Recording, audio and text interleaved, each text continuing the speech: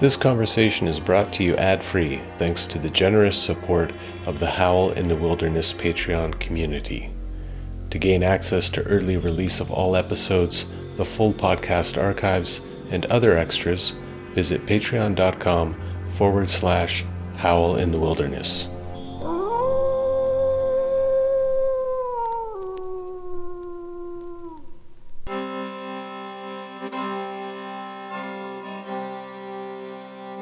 Elizabeth Nelson, thanks so much for joining me once again on the podcast.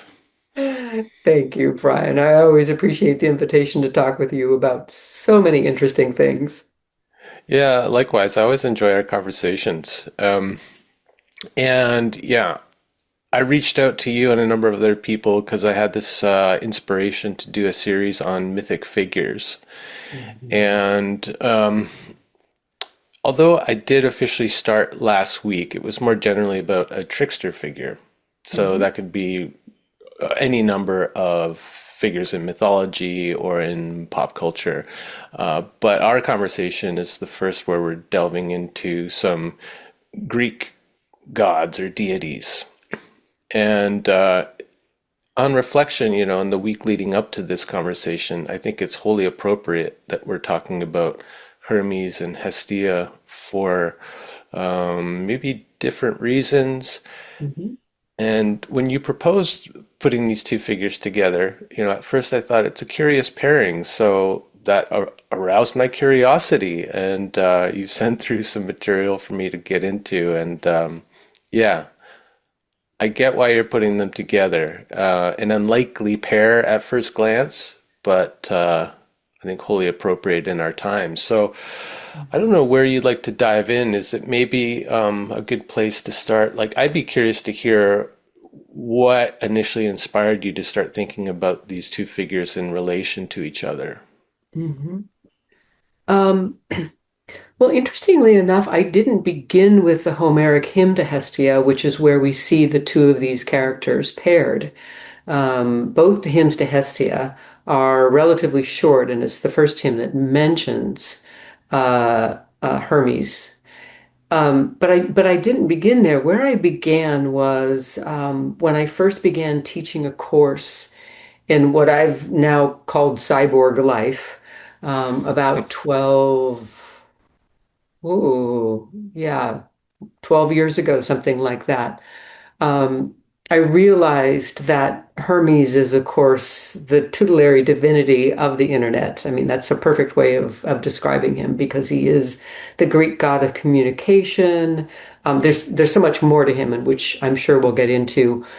Um, but then I realized that one of the challenges presented by our always on life is focus, is the ability to settle into, for my students, a dissertation topic, for my writing clients, the subject of a book or an article, or how to fashion their memoir, how to really settle into and dwell with one thing when we live a life of such intense and unceasing interruption.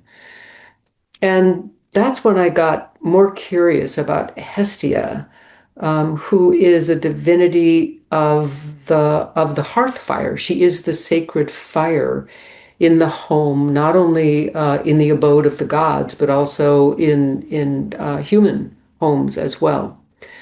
So she is, in fact, she's not even imagined as a figure, like a human figure, in the same way that Hermes is imagined as a young man. She actually is the hearth fire, the circle of stones, the flames at the center of the hearth. And so she is, if you will, a divinity of. mm, I was about to say she's not a divinity of movement, but that's actually not quite true. And I can talk about that a little bit more too. But she's very opposite Hermes, who's kind of always flying around. She is a goddess, a divinity who dwells and who centers herself on something. And so many of my students and writing clients need to find that embodied center for their creative work. Hmm. Yeah. Um, she's such an interesting figure. And reading about her this week, there's not a lot of mythology about her, but apparently she was the most uh, honored Mhm. god because she was in every home. And so Yes. every domestic ritual started and centered around Hestia, which is really interesting, and also in the temples as well. Yes. You read accounts that Hestia was the first one invoked at the beginning of any ritual. It's like Hestia, then Zeus, then whatever other Mhm. divinity you're ritualizing around, and also the end, so pouring out libations to Hestia, Yes. which is really interesting, but not a lot of stories about her, other than that she's one of the offspring of Kronos, right? Yes. Yes. She's one of the original Titans, as a matter of Yeah. fact. Yeah, both first and last. Um, but yeah, you're making an interesting point, which is we don't have narratives about Hestia, but we have the presence of Hestia. Um, and it's crucial. No gathering can begin, no gathering can conclude without invoking Hestia. And so she has this very important role in what I think of as a ritual, even if people don't, create consciously or intentionally create a ritual. She's still there at the beginning and the ending of a gathering. Hmm. So, yes, yeah. Hmm. Um, the first and the last is interesting as well because Hmm. she was the what is it? The last born of Kronos, and so when Kronos was eating the children, she was like the first in, so she ends up being the last reborn. Yes, yes, yeah. Yeah, So which is first and last, which first and ties last. in with the idea of the beginning and ending of a kind of a ritual process. Um, or even, it's interesting if you think about the need to sort of move house, relocate. She would be there at the beginning when the household is being set up, and she would be there at the end when the household is being dismantled in order for it to be relocated. So she's also kind of a divinity of location. Mm-hmm. Yeah, like in the domestic sense, that the dwelling being built around the Yes. hearth, Yes. and also when a city-state would colonize another area, they would take the flame of Mhm. the Hestia altar or Mhm. the hearth and move that. So Mhm. she was central to that as well, like the center of the city-state. Yes. Yes. And in fact, in the Roman tradition, which of course grew out of the Greek, the Vestal Virgins were dedicated to Hestia, Vesta, and they tended the hearth fire for the city every day. I think there was only one day when the hearth fire was put out, and I think it was a cleansing ritual. I'd have to double check my sources on that, but it was the tending of the flame Hmm. for the city. Hmm. Mhm. Well, yeah. So Vesta being the Romanized version of Yeah, Hestia, so the exactly. Vestal virgins being the virgins who tended the hearth. Hmm. But that's another aspect of Hestia is that she's one of these eternal virginal goddesses, Yes. but different from Athena and Artemis, right? Hmm. Like Artemis is kind of like this eternal maiden figure. Hmm. Athena, it's more of like a kind of a masculine quality or something. But Hmm. Hestia, can you talk about her virginity and why it was important for her to remain so? Yeah, it's interesting. The other so-called virgin goddess, would be probably would be Hecate. Um, but Hestia, because she is not embodied as a figure, but she's rather the hearth fire, we don't have the same sense of her virginity, sort of in a somatic, you know, maybe more human way. Um, but there is something about the fire and firelight and the hearth as needing to remain intact and at the center of the life of the family or the life around the home. And pure as well. Yes, it's pure. So there's a sense of it's inviolable. No Yeah, one would think uncorruptible. to violate the sacred fire. Mhm. Mhm. Except, Ovid, with all his kind of funny stories, the only mention I could find of her is this story about Priapus making a move on her, and she was sleeping, and she woke up, I guess, just at the last moment, Mhm. maintaining her virginity, because that Mhm. Priapus, guy was Yeah, out of control. yeah, yeah. So that would be the Roman tradition. Yeah, Yeah, yeah. yeah. Okay, so why do you think Hestia is so important these days for us to remember and to honor? Well, I think there are many answers to that, but certainly one of them is um, partly because of um, the kind of lives that we lead in an era of mobile digital technology. And by mobile digital technology, I mean not just the smart devices that we carry with us everywhere. Many of us do. We couldn't even imagine leaving home without taking our iPhone with us, or whatever, Samsung, whatever it is. Um, so it's not just the mobile digital device, it's also the fact that the invisible internet is now a mesh, if you will, that's continually enclosing us. Um, our smart devices are so smart that when we enter an environment that we've been to once before and use their internet, it will automatically log us into the internet in that particular environment. So we hardly, and there are entire cities, of course, that are now, quote, wired. Um, so we move around in this digital medium that's invisible, that's pervasive, um, to the point where it's almost impossible to do anything without it.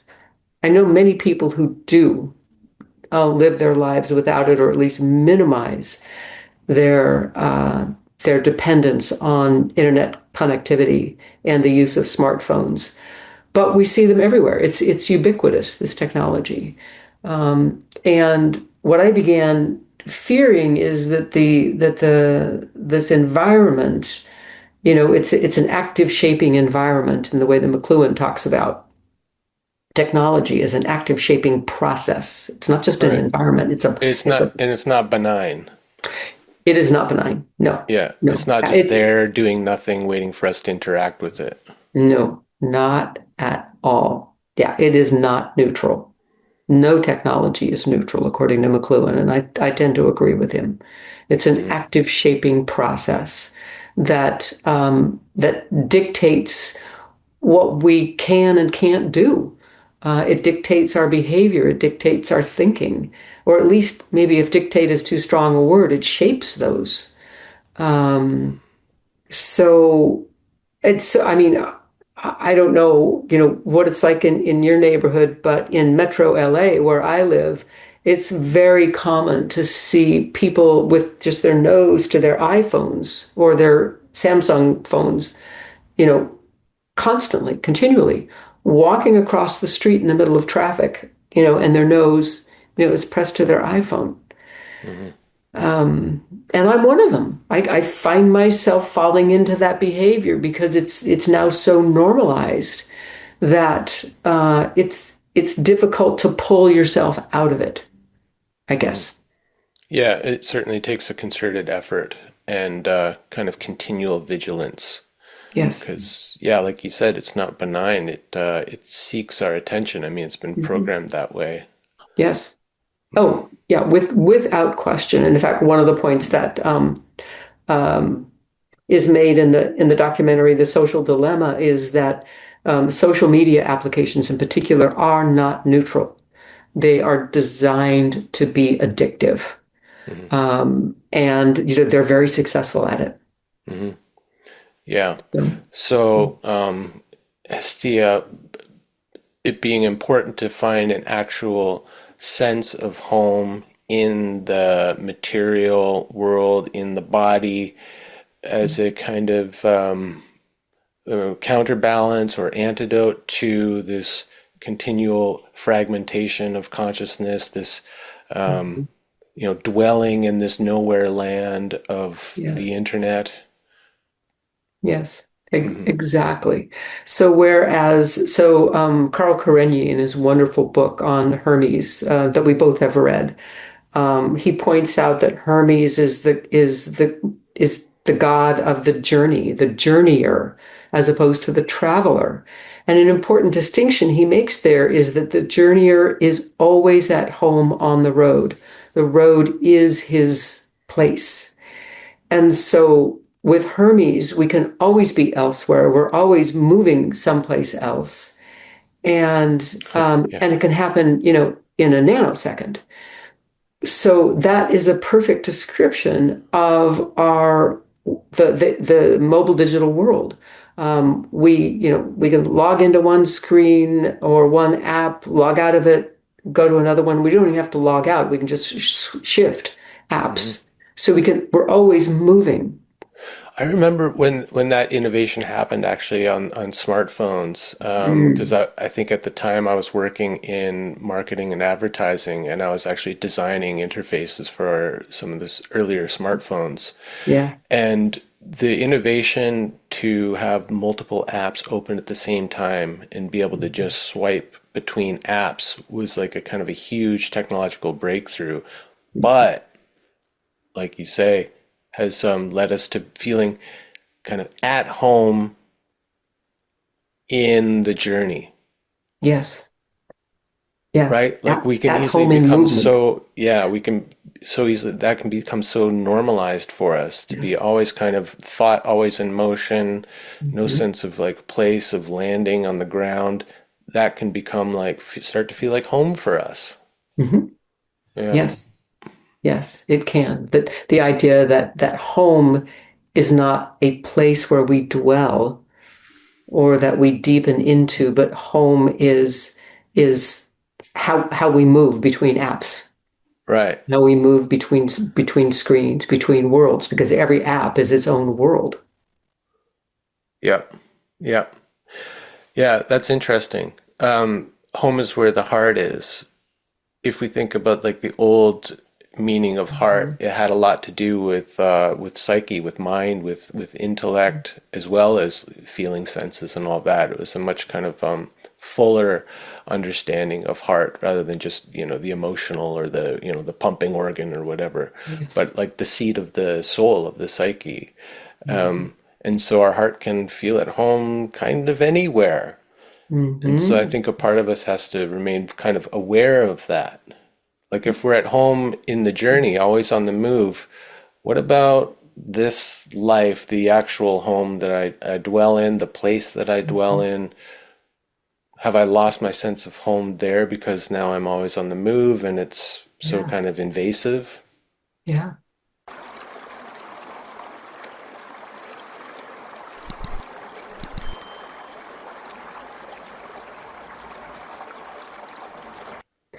Well, another aspect of that you're raising is that if I no longer feel at home in my dwelling place on the planet, then the planet is no longer my home. Hmm. The earth is no longer my home. And I think it's absolutely no accident that we see the rise of mobile digital technology, the pervasive use of mobile digital technology, and the devastation of the environment Hmm. at the same time, in the exact same decades. Yeah. Well, we're wired to care for our home, Mhm. right? And so if we no longer consider this place our home, Mhm. we become disinterested in it. Yes, Yeah. yes, Like Hillman would say, we've got to like love the yes. world in order to Hmm. care for it. Hmm. Yeah, Yeah. yeah. And before there is love, there has to be attention. He Yeah. says attention is the cardinal psychological virtue in his book In Search, Psychology and Religion. Right. So And being open to the aesthetic sense, being able to yes, perceive the beauty of the world is what kind mhm, of draws us into this love affair with the yes, world, which then leads to our care for yes, its, preservation and flourishing. hmm, Yeah. yes. And if we're giving all of our attention to a piece of plastic and metal and silicon, that is the world that we are devoted to. Hmm. Yeah. And like you mentioned in a lecture that you sent me, it's a utopia. It's a no place as well as, Mhm. the kind of the perfect place, the good place, Hmm. but no place really.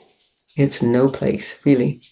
Yeah. No place, which is a good place for some. I mean, I think it's important to also note that in terms of if Hestia is a way of gathering souls together in a place in a community, then certainly one of the things that we've seen that is a good outcome of mobile digital technology and social media in particular is that communities of people form that are dispersed geographically, but they have a common interest. And sometimes that's a beautiful thing, and sometimes it's frankly terrifying. Yeah.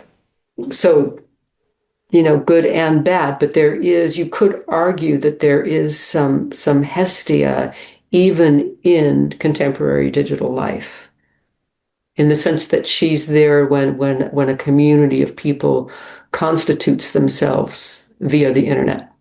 Hmm. Yeah, and I think one of the things, on reflecting this week, you know, bringing these understanding of these deities into our life can change our attitude toward things like the cell phone. Like imagining, imagining the phone as a kind of a hearth flame. I touch it, it lights up. What's the hearth flame for? Well, to find a sense of home, a sense of belonging, a sense of community. Like if that's what I'm using my smartphone for, it's going to probably be more beneficial to me. But I'm going to have a different attitude Yeah, about it, right? yeah, yeah, absolutely, Yeah. absolutely. And that's I not mean, not a bad image to think of every time you touch it and it lights up. hmm, To think, okay, this is okay. I'm using this to find a home, kind of hmm, like a spiritual home amongst like-minded hmm, people that I don't live near, something hmm, like that. hmm. Yeah, yeah, that would be a really interesting way to imagine the use of the smartphone. Yeah, it's an interesting idea. Hmm. But the other thing that concerns me is that if the use of our digital technology, our smartphones or smart devices, takes us away from the earth, one of the things that happens is that we become deaf to earth spirits, if you will. We become deaf to the genus loci of a particular place. Hmm. Um, and we sort of either stop or truncate or diminish or degrade our multisensory relationship with, the creek that runs alongside my house, or the oak tree in the park a mile away, or the bed of flowers that always blooms, every May. We stop our feeling somatic, engaged response to the world, the physical earth, and what it has to offer. Hmm. Yeah, that's the image of those people walking around the city with the smartphone or their face in the smartphone, right? With their face in the smartphone. Yeah. Yeah, I mean, you asked what it was like in my neighborhood. It's not like that. I live in a very natural place, and I think most of the Mhm. people here enjoy that aspect of it, that there's wildness all around us, and wow, there's so much to kind of take in at any moment. There's so much kind of Mhm. happening on the ground and up in the trees and beyond. Like you might miss the eagle flying overhead if you got your head buried in the smartphone. Mhm.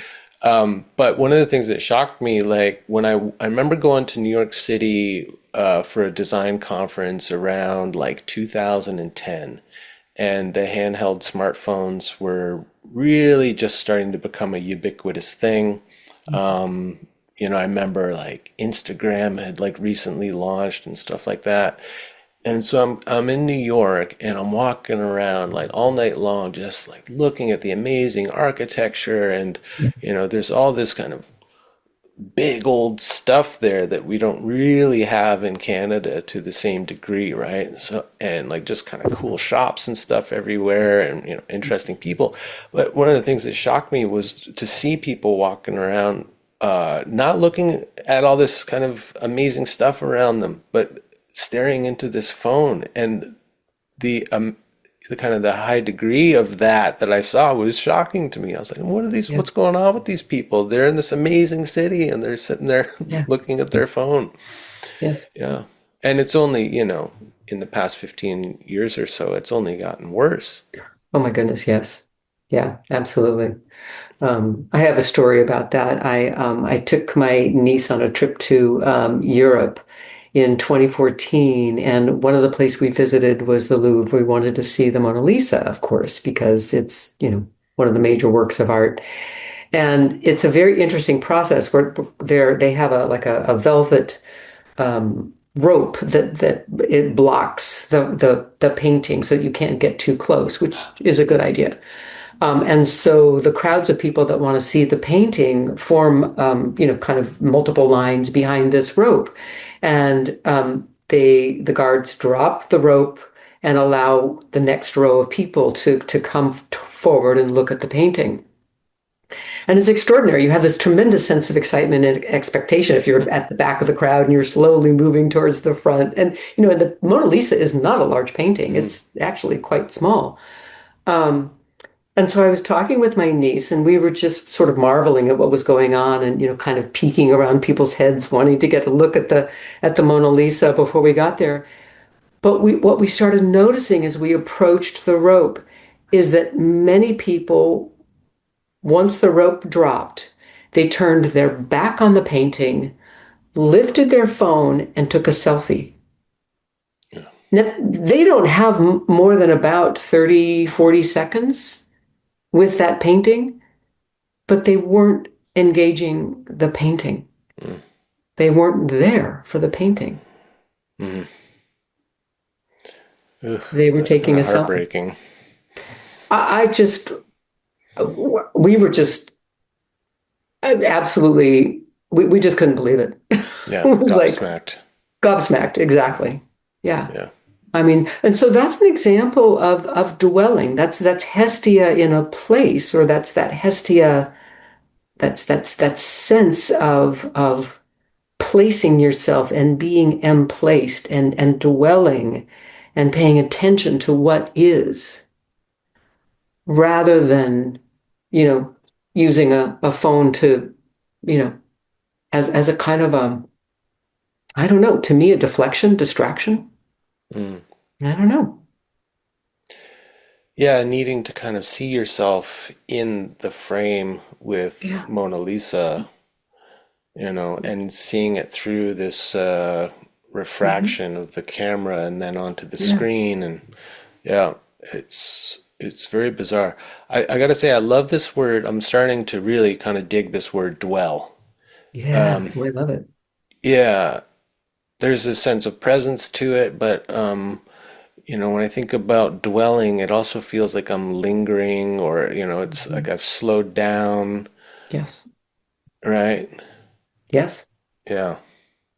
Yes. Absolutely. Slowing down, the antidote to the hermetic flight, leaping Hermetic from frenzy. Yeah, that wonderful phrase that Hillman uses.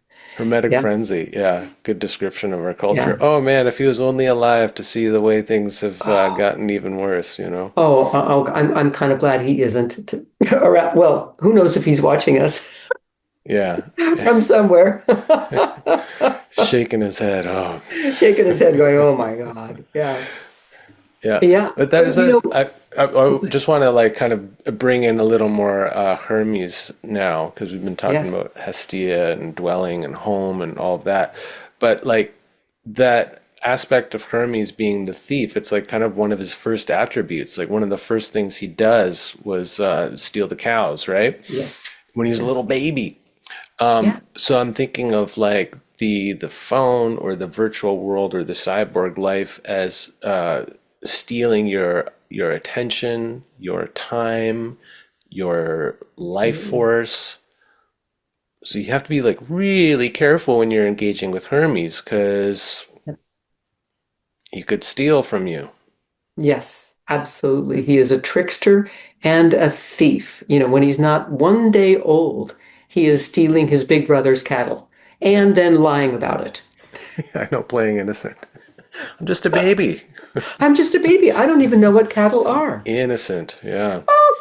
Yeah, the cheek of the young man. Yeah, but I mean that's also like if you're someone like me who raises an alarm around the use of smartphones, but especially with the advent of AI technologies and how that's even Mhm. stealing more, I think, of people's Yes. souls. Mhm. People will say, "Well, look, it's just a tool. It's just a tool, Mhm. just like the printing press, the telephone, the telegraph machine. It's all in how we use it." So Mhm. that's like such a kind of prevalent argument, and these people clearly haven't read McLuhan, or Mm. or if they have, agreed with him. There's still this sense of innocence of these technologies as Mhm. being mere tools, and it's all on how you use it. Mhm. I mean, to some degree, I do agree with that. I think, that we have to be the ones to negotiate our use of these Mhm. technologies because they can be really wonderful, Mhm. but also obviously harmful and destructive too. Mhm. Yeah. Yes, it all comes down to the intentional use Yeah. of the technology. But I think you're absolutely right. It is naive to compare the smartphone to the hammer. They are fundamentally different, Hmm. fundamentally different. So Yeah. both of them are tools. Yes, you could say that. And you could say, oh, it's just another tool, but no. Um, No, It, this is where I agree with McLuhan that technology is an active shaping process. It fundamentally alters our relationship to reality to the point now with mobile digital technology, it it alters what we consider to be real at all. mhm. Yeah. Yeah, and that distinction between the virtual and the real is getting blurrier and blurrier by the day as the technology Yeah. improves. Yeah. Oh, yes. Oh, yes. Frightening. Yeah. I've been thinking about the cell phone as a kind of a hermetic object this week. It was a bit of a revelation to me just how many correspondences there are between the smartphone and Hermes.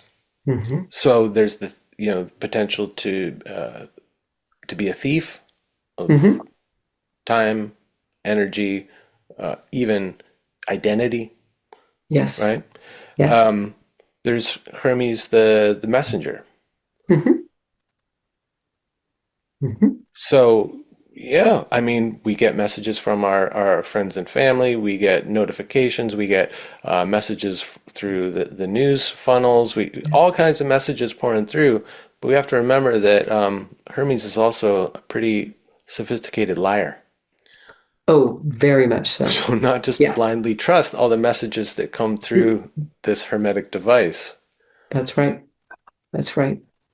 And not only that, but every app that you install on your phone, and frequently even after the installation, they will continue to prompt you to turn on notifications, Oh yeah. which basically means turning just taking down the walls between yourself and the world, and allowing yourself to be continually interrupted by messages that you may well, have no interest in. You've asked for them because you've consented to notifications, Hmm.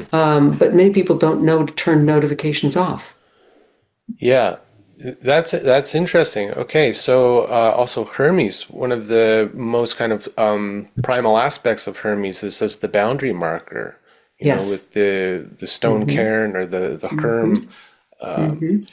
So removing the boundary between this world where I'm living and breathing and, Hmm. sitting and all the rest of it, and that virtual world, removing Yes. that boundary is not kind of respecting the role of Hermes in a That's way. right. So That's right. if we think of the phone as a hermetic device, well, it's going to be very important, maybe primary, to maintain the boundary, that Yes. distinction between this world and another world that I'm entering.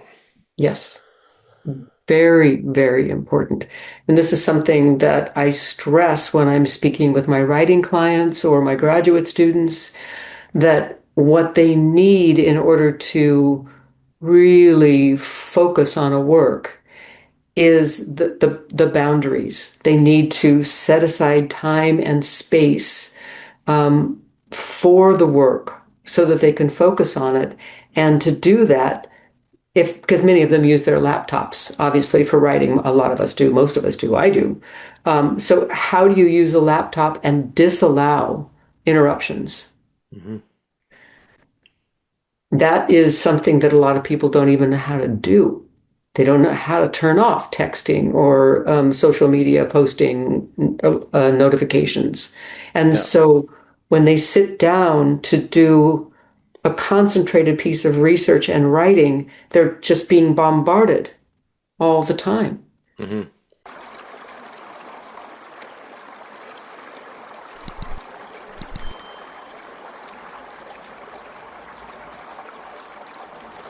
Yeah, I mean, I see it in my practice too. I mean, I primarily see people online, since the Hmm. pandemic. And, you know, I try to tell people or remind them that this can be a sacred space, but it takes me performing my little rituals on my end, but also Yes. you performing rituals on your end. And one of the rituals that I perform is turning that do not disturb thing on, Yep. so I'm not getting pop-ups. I put my phone on airplane mode, so I'm putting up those boundaries around the Hmm. space that we're entering into for the next Yes. hour or so. And the same Yes. goes with these conversations. Hmm. But Hmm. inevitably, like you said, people start getting these notifications and they're reaching into the phone or onto their laptop to turn them off, and all of a sudden we're out of the space that we Yes. created. It's like you snuff Yeah. the hearth flame. Hmm. That's right. So that I think that's something like really important is to honor the boundary setting. Hmm. And so even just to learn how to do that on a practical level on your Hmm. devices Hmm. is Yes. like honoring Hestia and Hermes both, I think. Yes. Absolutely. Yeah, that's extremely important.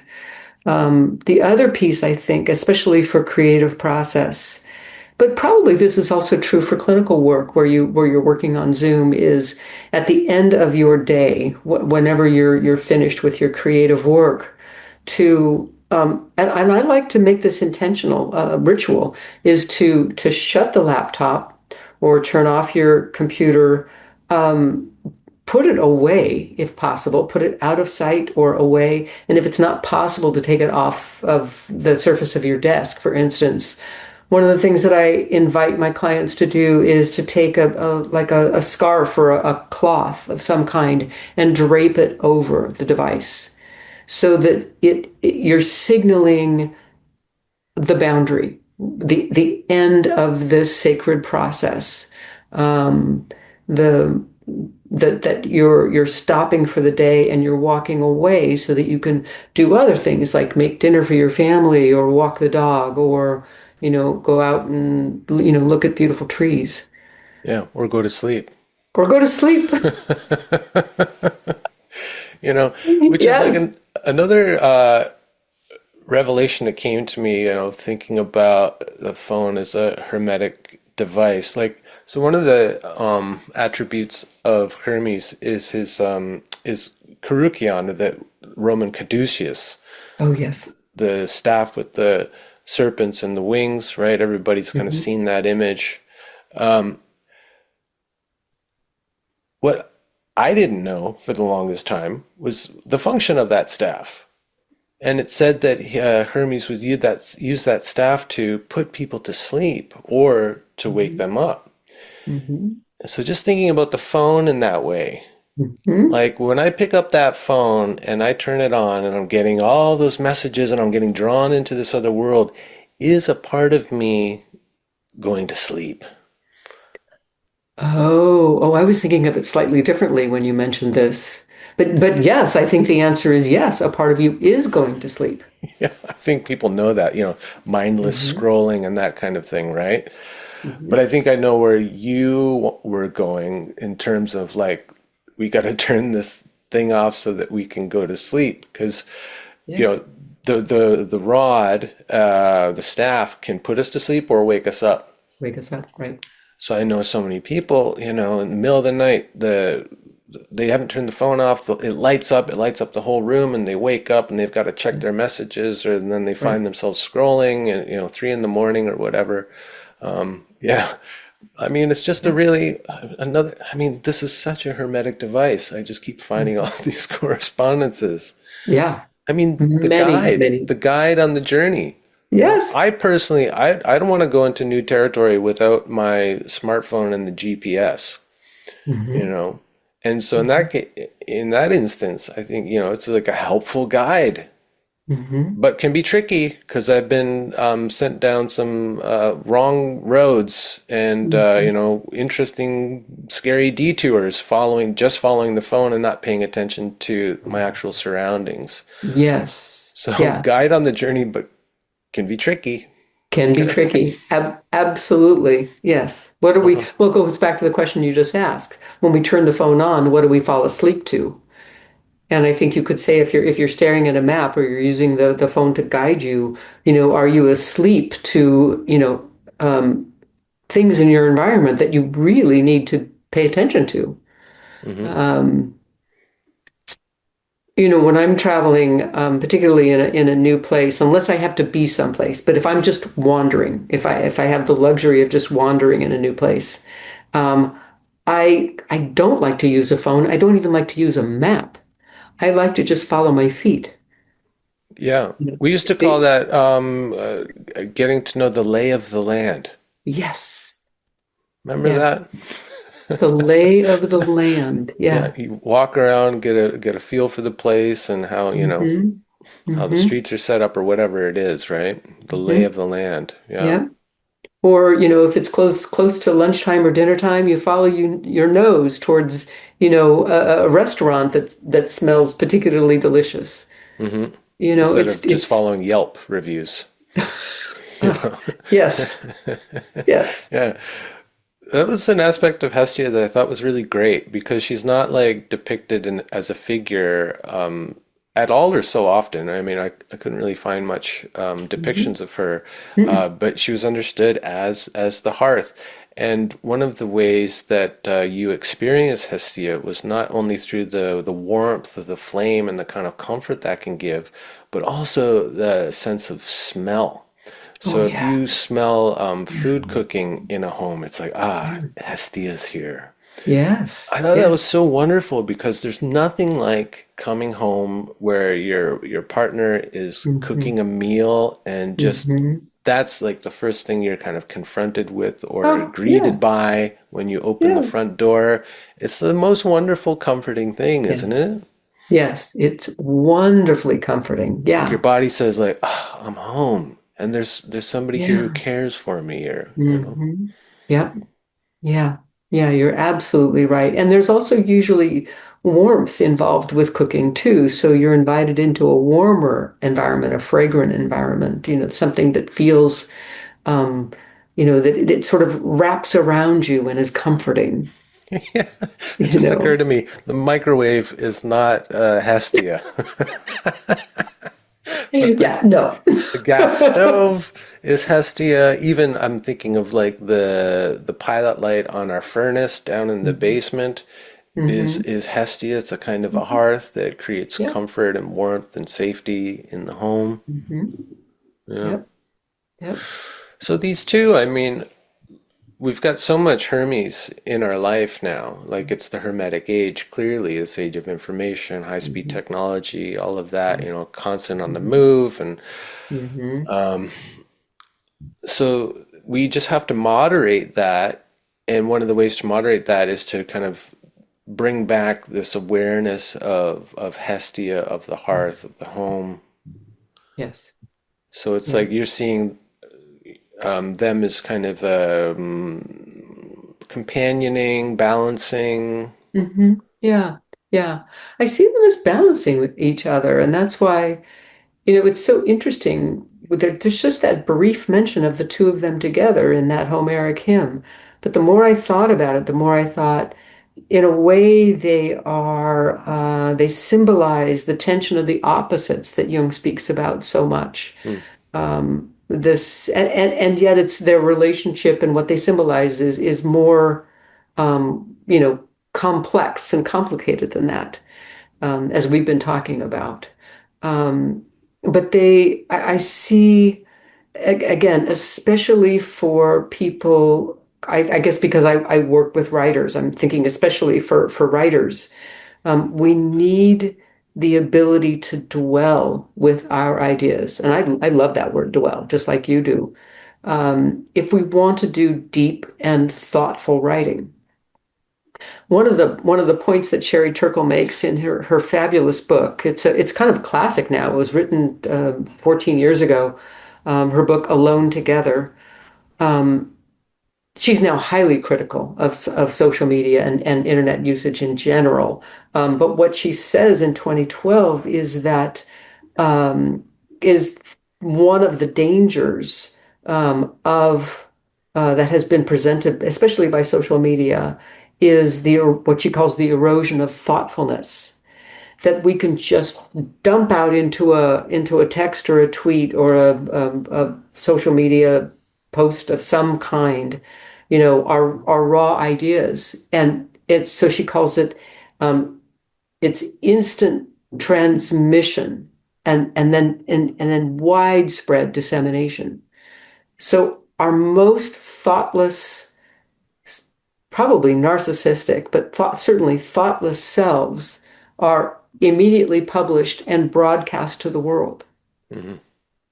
And so what Hestia, the medicine I think that Hestia offers, is this caution about not rushing to speak or to type or to publish, but to just pause a moment and reflect.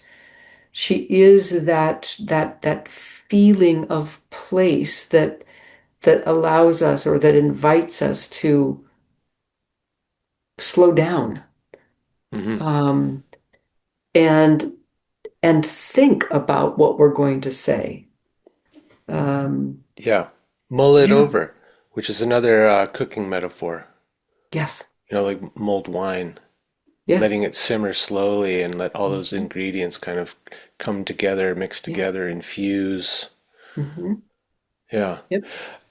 Yeah, I mean, that brings to mind a word that I've been using with this kind of idea in mind is learning continence, Yes. right? Hmm. Learning the value of withholding. Yes. Whether that's, whatever you want to express online, making a comment or posting or Hmm. whatever, but also I think in relationships as well.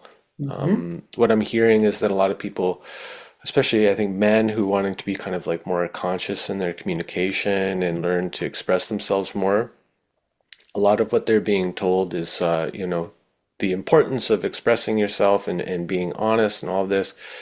But I think if they haven't sat with something, dwelled on it, mulled it over, Hmm. often it's premature Yes. and hasn't been properly kind of digested by the system. And so what Hmm. often is being expressed is something that's quite kind of reactive, often Yes. related to a particular complex that's been activated. Hmm. So, guys like that who have like the best of intentions but are getting kind of not the best instruction. The Hmm. word continence comes up for me a lot. Yes. Yeah, like Yes. That's a great holding word. holding in, letting some process happen. Hmm. Yeah. Hmm. Yeah. And then just There's a couple making of this, other words I yeah. like about that. One of them is gestation, to let something gestate.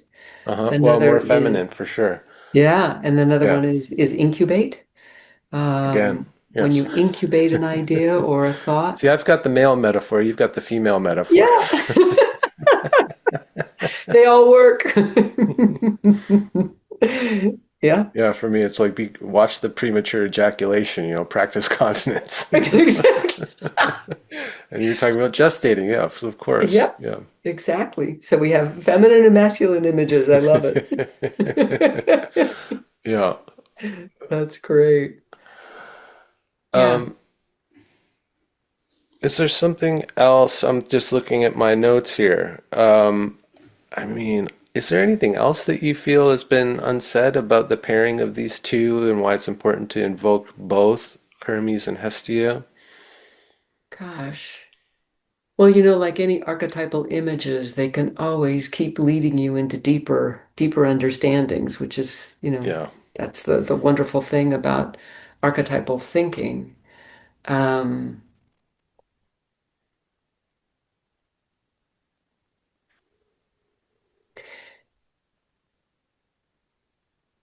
I guess maybe what I would want to add is that, I'm still so fascinated by the friendliness between these two figures in the hymn to Hestia.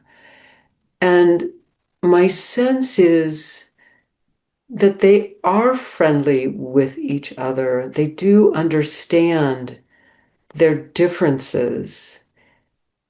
And and my sense is that they both want to come forward as guides to wise living in an internet age. Hmm. Um, Yeah. No, that's great. I was just looking at the actual quote from the hymn, speaking to asking that Hermes always be present, giver of yes, good things, be good to me, along with the venerable and dear Hestia. yes, The poet asks them to inhabit this beautiful house with mutual feelings of friendship. yes. Like this kind of both and thinking. I mean, this is at the Yeah, core of Hillman's polytheistic psychology. absolutely. And I think an invitation for people to allow themselves, their inner world, their personality, to be multivalent, to be Hmm. complex, Hmm. multifaceted. Yes, I don't have to practice total abstinence with technology, in this not kind at of all. like masculine ascetic move. Yeah, nope, not at all. No, because he brings good things. He does bring good things. Yeah. Yes, he absolutely brings good things. So yeah, it's not about abstinence. It's not about maintaining a sort of ascetic approach or a polarized position. Um, I think of each of these divinities as offering a kind of medicine. Each one offers a certain kind of medicine. So maybe I'm thinking, yeah. So what is if we have too much Hermes in our life, maybe, too much of connectivity, too much of, opening the door to texts and tweets and posts and, all of that stuff. Right. Not enough Um, presence. It's affecting our relationships. It's affecting our mental health, et cetera, et cetera. exactly. If Not we have sleeping. It's too like, much of okay, that. diagnosis, too much Hermes. Yeah, Hestia. Go to Hestia. She's the medicine, or she is a medicine, A not the medicine. only Yeah. medicine, but she is a medicine that teaches us just the beautiful satisfaction of being in a place and allowing the place to inform us and comfort us and um, yeah. I was Yeah. about to say allow a place to dwell with us in the same way we're dwelling in the place. Yeah. Yeah, exactly. Yeah. Hmm. Uh, yeah, I was just reminded, Hillman, I think once described archetypal psychology as a psychology of values. Yes. And so can we identify the values of just these two figures and think Hmm. about how they could be in more mutual friendship and not just doing away with one or the other, Hmm. becoming too one-sided in the Jungian sense. Hmm. Yeah. Hmm. I mean, I love that. Like, it just makes life more rich and wonderful, you Yes, it know? does. I think that's why I'm such an evangelist for this archetypal psychology Yeah. and getting to know these different divinities. Yeah. It's a very rich way to live. And Very they give rich. us a totally different perspective on something like the smartphone or technology in general, Hmm. right? Where Hmm. it's not just kind of sociology studies or, behavioral studies. There's a story there. There's a person there. There's a living figure there that Hmm. is complex, like hopefully we Yes. all are. And Hmm. so it engages your mind and your imagination. Hmm. And I think also your heart, your feeling sense. Like I can Hmm. feel this affinity toward both Hermes and Hestia. And it's like, yeah, I Yeah. want them both in my life. They're both kind of Exactly. wonderful. Exactly. And so did the poet. That's why he said, please, both of you, be here with me. You Yeah. both have gifts. I cherish both of you. So that's a beautiful thing to say and think and feel. I mean, each time, I'll speak for myself, each time I deeply engage with an archetypal figure again, it's like I enter their world and I enter their being, and they infuse my being with kind of new ways of thinking, new ways of seeing, and feeling. And the, I guess I guess what I would say about this archetypal work is that I think you can really get a sense of the generosity of each of these figures. You know, they're generous. They, yeah. Yeah. Wonderful. Well, thank you so much. I mean, this has been really an enriching exploration for me, and I just know that these figures are going to be talking to me in the days and weeks to come, no doubt. Good. Good. I'm glad. Well, thank you so much, Brian. As again, great conversation. We went all kinds of places. Um, Partly under the tutelage of Hermes, of course, Yep, but I think we brought it home under the but we brought tutelage it of home. Hestia. Yes, exactly. Yeah. You're welcome anytime. I always love these conversations, and I hear from people who are listening and watching that they love it when you're on too, and they love our conversations together. So Aw, yeah, that's so we're nice to hear. you're appreciated. Thank you. That's a lovely thing to hear. Okay, we'll see you down the road. All right, Brian. See you down the road. This conversation is brought to you ad-free thanks to the generous support of the Howl in the Wilderness Patreon community. To gain access to early release of all episodes, the full podcast archives, and other extras, please visit patreon.com/Howl in the Wilderness.